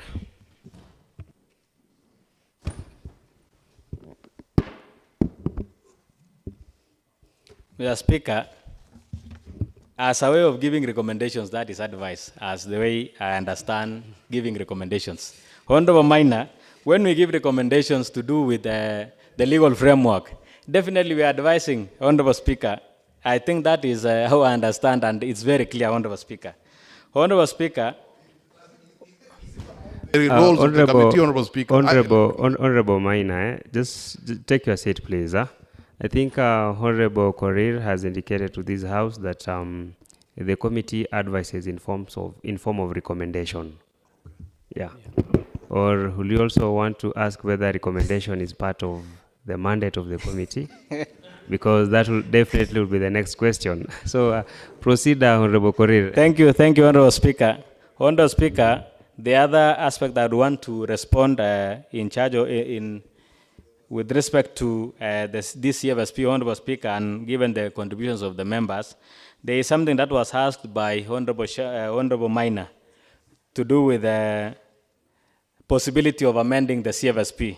Honorable Speaker, I think it's very clear to the membership that as a way of amendment, it's possible to amend it before we pass it. So, Honorable Speaker, I think Honorable Minor is at will to ensure that he ensures that if there are any proposed amendments, then he can be able to propose and do that. Otherwise, as we have it passed, as I'm appealing to members to have it passed, Honorable Speaker, I think that will be the way forward. And lastly, Honorable Speaker, is on budget estimates. Honorable Speaker, I know members have indicated that we need to have to ensure that we are having full participation when it comes to budget estimates. I want to rally upon honorable members, particularly the honorable chairpersons. Honorable Speaker, it is very important. I know we are going to engage various sectors, we are going to engage various stakeholders, but Honorable Speaker, I want to request sectoral chairmen to ensure that you are taking on the various sectors. We are going to consult as much as possible and ensure that this is going to be thorough. Remember, we are going to have around 30 days. Honorable Speaker, I want to sincerely call upon the membership to take in of what is going to be in the budget, and we are going to handle that conclusively, Honorable Speaker. I want to thank you, and I want to request an appeal that membership may we propose. Thank you.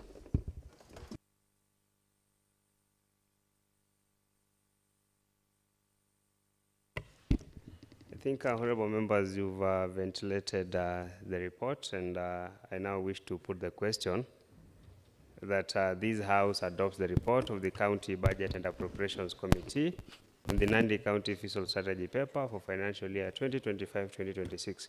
Will as many as of similar opinion say aye? Aye. And will as many as of contrary opinion say nay? Ayes have it.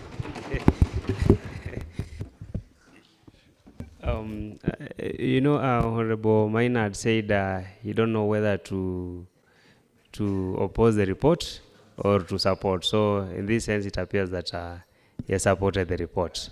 Or he abstained. Well, honorable members, there was a statement that was raised by Honorable Minor, and had granted the vice chairperson on behalf of the committee 14 days to respond. Thereafter, Honorable Matata sought a clarification from the chair. Honorable members, I wish to direct that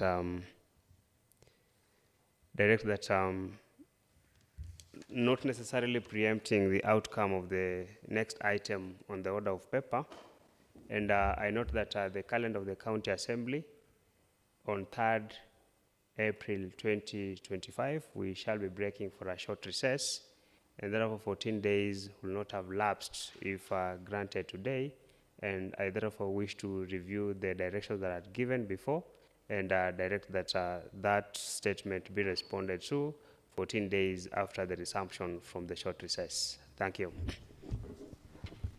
Mr. Speaker. Honorable Isaac. Yes, Mr. Speaker, mine is a reaction to that period that you've granted. Mr. Speaker, I belong to that committee. And sincerely, looking at the statement, although the vice chair is no longer here. Honorable Isaac, are you challenging the directions that I've given as the chair, no, or is it in form of an appeal? I'm giving an opinion that, Mr. Speaker, that period of 14 days is... Honorable Isaac, that is the directions of the chair. We can have it responded within 14 days after resumption. Initially, I'd granted 14 days from today, but owing to the fact that the House will not be in session as from next week, that is the reason I've given them 14 days. Immediately we resume. Honorable Speaker, maybe you could also clarify, whenever we are on recess, there is always an opportunity to sit as a committee. Are you also saying that the committees will not be sitting? Probably I'll be able to give directions on that, but I remember during the long recess, the committees were on. So next order.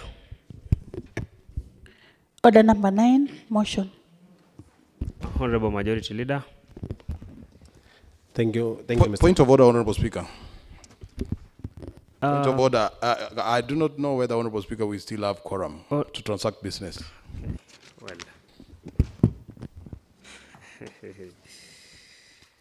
Wow.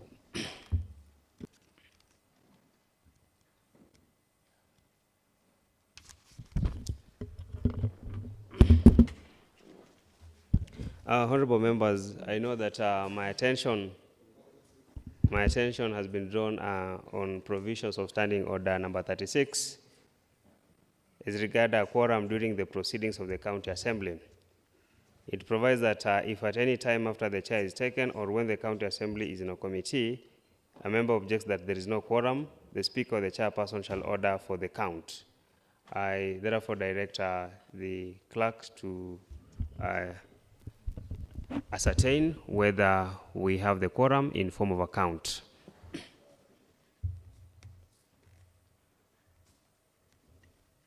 Honorable Speaker, quorum is not present. Honorable members, therefore, pursuant to Standing Order number 36-2, I direct that the bell be rung for 8 minutes.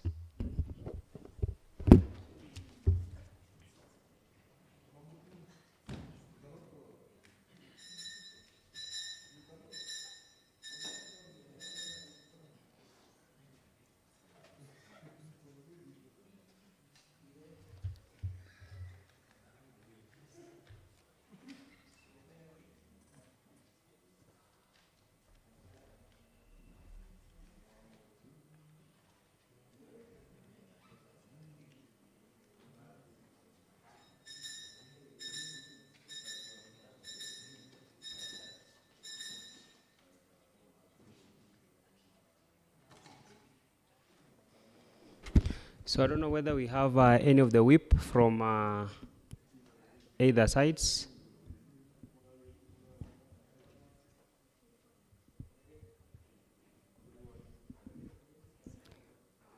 Honorable Susan, I'm afraid you cannot leave the chambers.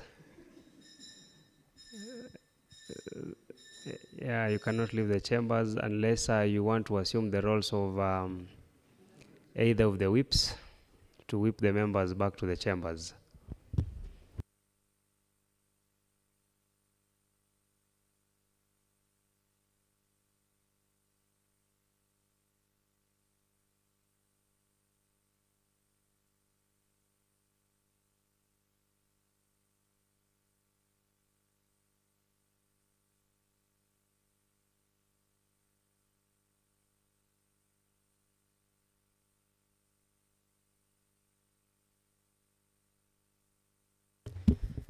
Honorable Matata, I thought you were acting as the whip. And how did you leave the chambers? You can resume your seat.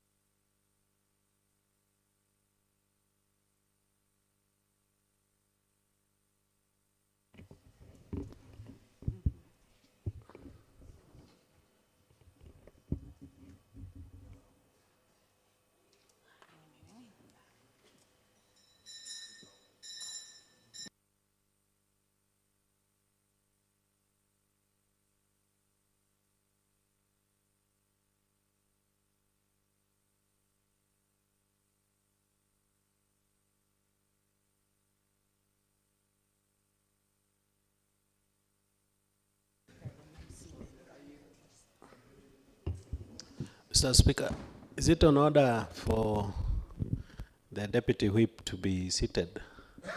And yet the quorum is not yet full, Mr. Speaker. Honorable Isaac, you know, when you wanted to step outside, I thought you wanted to seek leave of the chair that you want to be an interim deputy whip. But that being the case, Honorable Tolole, kindly whip the Honorable Mr. Speaker, I was using the phone to whip the members. Yeah, apparently your time is not yet up. You can still marshal the honorable members back to the chambers in 2 minutes' time.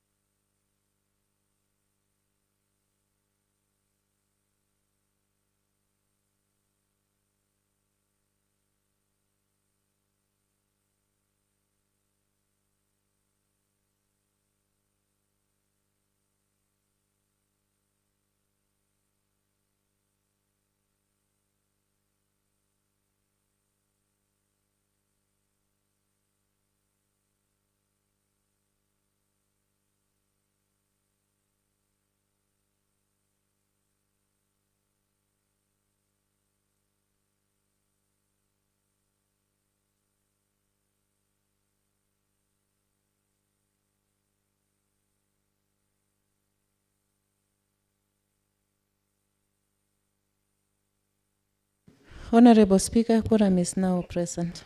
Next order. Yes. Honorable Speaker, I have noticed that an honorable member is not properly dressed. Who is that honorable member? The honorable from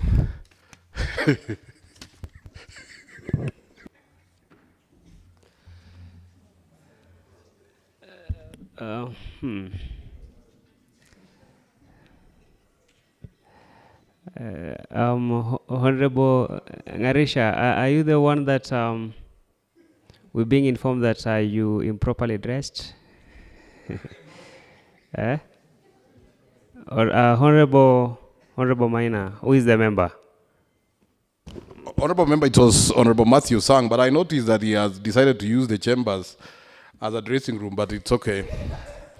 Now I think he looks better. Honorable Matthew Sang, is it true that you're using the chambers to be a dressing place, or because that's...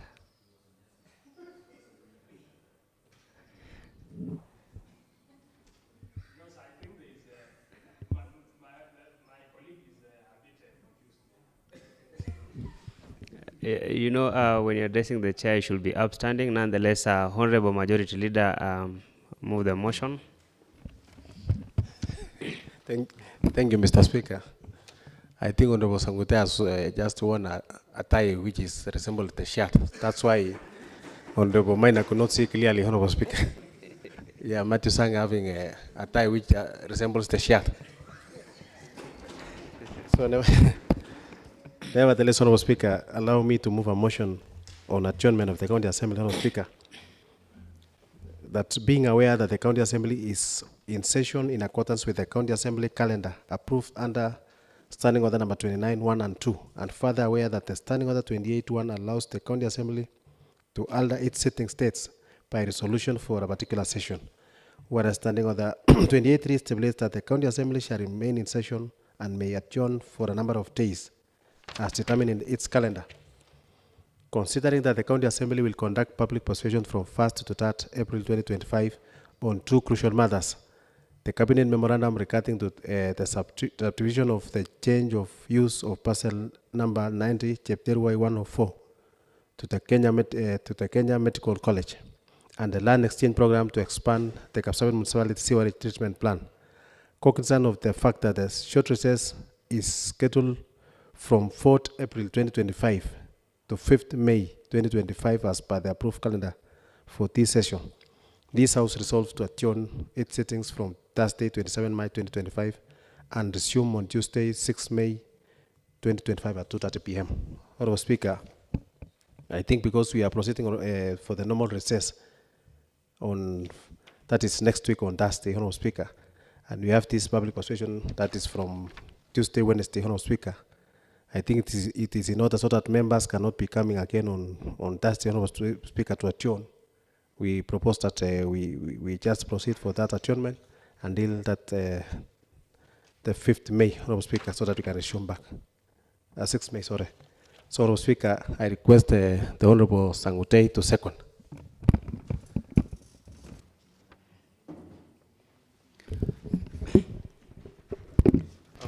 Honorable members, I'll proceed to propose that being aware that the County Assembly is in session in accordance with the County Assembly calendar approved under Standing Order 29.1 and 2, and further aware that the Standing Order 28.1 allows the County Assembly to alter its sitting dates by resolution for a particular session, whereas Standing Order 28.3 stipulates that the County Assembly shall remain in session and may adjourn for a number of days as determined in its calendar. Considering that the County Assembly will conduct public participation from 1st to 3rd April 2025 on two crucial matters, that is the Cabinet Memorandum regarding the subdivision and change of use of parcel number Nandi Chapter Y104 to the Kenya Medical Training College and the land exchange program to expand the Kapsabet Municipality Sewerage Treatment Plant, cognizant of the fact that the short recess is scheduled from 4th April 2025 to 5th May 2025 as per the approved calendar for this week, this House resolves to adjourn its sittings from Thursday 27th March 2025 and resume on Tuesday 6th May 2025 at 2:30 p.m. Honorable Isaac. Mr. Speaker, I would like to take this opportunity to thank the wisdom, especially of the leader of government business in this House. And I will then proceed to propose a motion that you put the question, and I'll ask Honorable, very able Honorable Susan to second me in.